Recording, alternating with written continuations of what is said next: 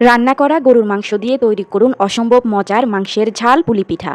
Hello everyone, আসসালামু আলাইকুম। আজকে আমি আপনাদেরকে ভীষণ মজার রান্না করা মাংস দিয়ে মাংসের ঝাল পুলি পিঠা তৈরি করে দেখাবো।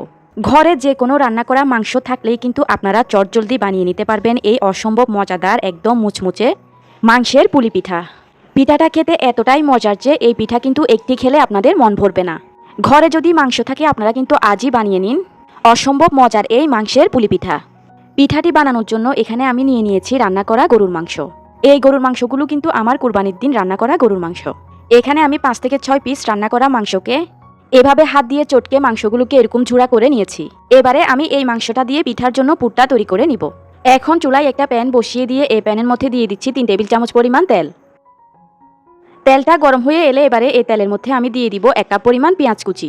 এই পুরটা তৈরি করতে পেঁয়াজের পরিমাণটা বেশি দিতে পারলে পুরটা খেতে বেশি ভালো লাগে। এবারে দিচ্ছি 2টি কাঁচামরিচ কুচি। এবারে এগুলোকে নেড়েচেড়ে পেঁয়াজটা একটু নরম হওয়া পর্যন্ত ভেজে নিতে হবে।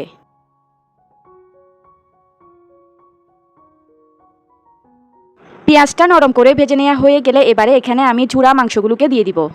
এবারে সব কিছুকে নেড়েচেড়ে মিডিয়াম আঁচে জাল করে নিতে হবে। যেহেতু এগুলো আগে থেকে রান্না করা মাংস তাই এগুলোকে কিন্তু এ পর্যায়ে বেশিক্ষণ সময় ধরে রান্না করা দরকার নেই। 4 থেকে 5 মিনিট এই মাংসগুলোকে জাল করে নেওয়ার পর এ পর্যায়ে এখানে আমি দিয়ে দিব হাফ চা চামচ পরিমাণ ভাজা জিরার গুঁড়া।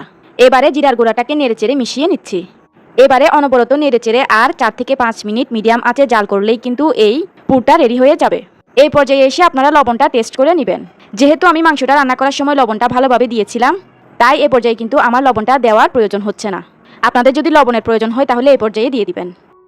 তো 5 মিনিট পর এখন কিন্তু আমার পুরটা রেডি হয়ে গিয়েছে। এখন আমি পুরটাকে আরও একটু নেড়েচেড়ে নিয়ে এরপর এই পুরটাকে একটা বাটিতে তুলে নিব। দেখতেই পাচ্ছেন আমি কিন্তু পুরটাকে এরকম একটা বাটিতে উঠিয়ে নিয়েছি পুরটাকে ভালোভাবে ঠান্ডা করার জন্য।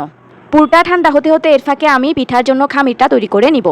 পিঠার খামির তৈরি করার জন্য এখানে আমি একটা মিক্সিং বোলের মধ্যে নিয়ে নিচ্ছি মেজারমেন্ট কাপের 1 কাপ পরিমাণ শুকনা চাউলের গুঁড়া। 1 কাপ শুকনো চাউলের গুঁড়ার সাথে আমি দিয়ে দিব 1 কাপ পরিমাণ আটা। দিয়ে দিব এবারে এখানে হাফ চা চামচ পরিমাণ লবণ। এখন দিয়ে দিব 1 টেবিল চামচ পরিমাণ রান্নার তেল। এবারে হাতের সাহায্যে এই সব কিছুকে খুব ভালো করে ময়ান দিয়ে দিতে হবে।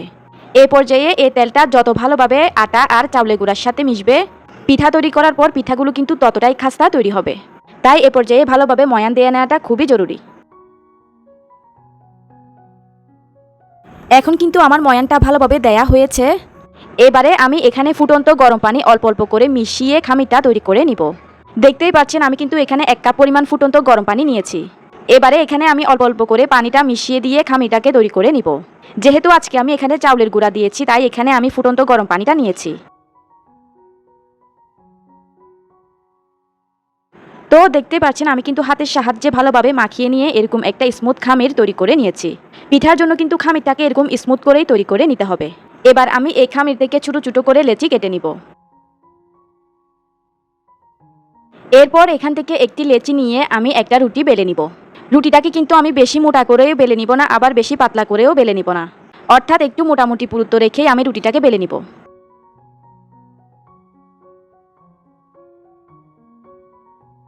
তো দেখতেই পাচ্ছেন আমি কিন্তু লেচিটা দিয়ে এরকম একটা ছোট সাইজের রুটি বেলে নিয়েছি। এবারে এই রুটির মাঝখানে আমি পুর থেকে 1 চামচ পুর এখানে দিয়ে দিলাম।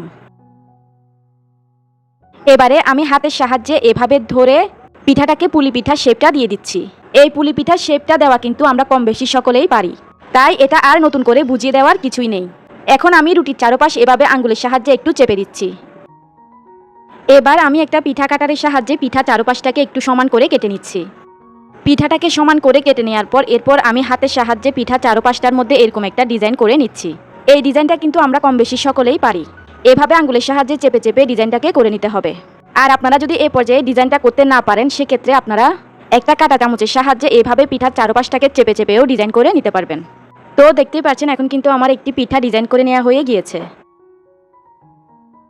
এখন আমি আরও একটি পিঠাও সেম প্রসেসে আপনাদেরকে বানিয়ে দেখিয়ে দিচ্ছি। ভিউয়ার্স, ভিডিওর মাঝখানে একটা রিকোয়েস্ট করে নিচ্ছি, আমার রেসিপিগুলো যদি আপনাদের কাছে ভালো লেগে থাকে তাহলে কিন্তু আমার চ্যানেলটি অবশ্যই সাবস্ক্রাইব করে পাশের বেল আইকনটি অন করে রাখবেন। আর এই ভিডিওতে কিন্তু অবশ্যই একটা লাইক দিয়ে দিবেন। দেখতেই পাচ্ছেন আমি কিন্তু একইভাবে আরও অনেকগুলো পিঠাও বানিয়ে নিয়েছি। এবারে এই পিঠাগুলোকে যদি আপনারা এভাবে করে ছড়িয়ে ডিপ ফ্রিজে রেখে দেন, তাহলে এই পিঠাগুলোকে সংরক্ষণ করে আপনারা প্রায় 1 থেকে 2 মাস সময় পর্যন্ত রেখে খেতে পারবেন। যখন খেতে ইচ্ছে করবে তখন শুধু ডিপ ফ্রিজ থেকে নামিয়ে তেলে ভেজে নিলেই হয়ে যাবে। এবারে আমি এই পিঠাগুলোকে ভেজে আপনাদেরকে দেখিয়ে দিচ্ছি।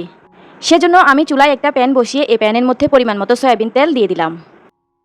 তেলটা যখন গরম হয়ে আসবে তখন আমি এই তেলের মধ্যে বানিয়ে রাখা 2টি পিঠা দিয়ে দিব। এই পিঠাগুলো ভাজার সময় কিন্তু কোনোভাবেই একসাথে সবগুলো পিঠা দিতে যাবেন না। একটি একটি করে বা দুটি করে পিঠা তেলে দিয়ে ভেজে নেবেন। এতে করে এই পিঠাগুলো খুব সুন্দর করে ফুলবে। এবারে চুলার আঁচকে মিডিয়াম টু লো হিটে রেখে এই পিঠাগুলোকে উল্টিয়ে পাল্টিয়ে লালচে কালার করে ভেজে নিতে হবে। যেহেতু আজকে আমি পিঠার খামিরের মধ্যে চাউলের গুঁড়া দিয়েছি, তাই কিন্তু এই পিঠাগুলো খুবই মুচমুচে তৈরি হবে। পিঠাগুলোকে তেলে দেওয়ার সাথে সাথেই কিন্তু পিঠাগুলো কত পরিমাণ ফুলে উঠেছে আপনারা দেখে নিশ্চয়ই বুঝতেই পারছেন।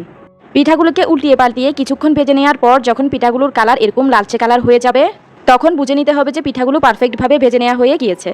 এখন কিন্তু আমার পিঠাগুলো লালচে কালার করে ভেজে নেওয়া হয়ে গিয়েছে। এবার আমি এই পিঠাগুলোকে ভালোভাবে তেল ছেঁকে নিয়ে প্যান থেকে তুলে নিব। পিঠাগুলোকে ভেজে নেওয়ার পর পিঠাগুলো দেখতে কতটা আকর্ষণীয় লাগছে আপনারা দেখে নিশ্চয়ই বুঝতেই পারছেন। তো একইভাবে আমি বাকি সবগুলো পিঠাকে ভেজে নিয়েছি। মাংসের এই পুলি পিঠা কিন্তু উপরে একদমই ক্রিস্পি আর ভিতরে মাংসের পুরে ঠাসা। খেতে কিন্তু অসম্ভব মজার এই পিঠা। আপনারা একবার না বানালে বুঝবেন না যে এই পিঠাটা খেতে ঠিক কত পরিমাণ মজা। ঘরে যদি যে কোনো রান্না করা মাংস থাকে তাহলে আপনারা আজই এই মাংসের পুলি পিঠাটা বানিয়ে নিন। এই পিঠাটিকে খাওয়ার পর কিন্তু পরিবারের সবাই আপনার প্রশংসা করতে বাধ্য হবে। তো ভিউয়ার্স, আমি আশা করছি আমার আজকের এই সহজভাবে তৈরি মাংসের পুলি পিঠা তৈরির রেসিপিটা আপনাদের সবার কাছে বেশ ভালো লেগেছে। ভালো লেগে থাকলে কিন্তু ভিডিওতে অবশ্যই একটা লাইক দিয়ে দিবেন। এতক্ষণ সঙ্গে থাকার জন্য সবাইকে অসংখ্য ধন্যবাদ জানিয়ে আমি তাহলে আজকের মতো এখানেই বিদায় নিয়ে নিচ্ছি। আল্লাহ হাফেজ।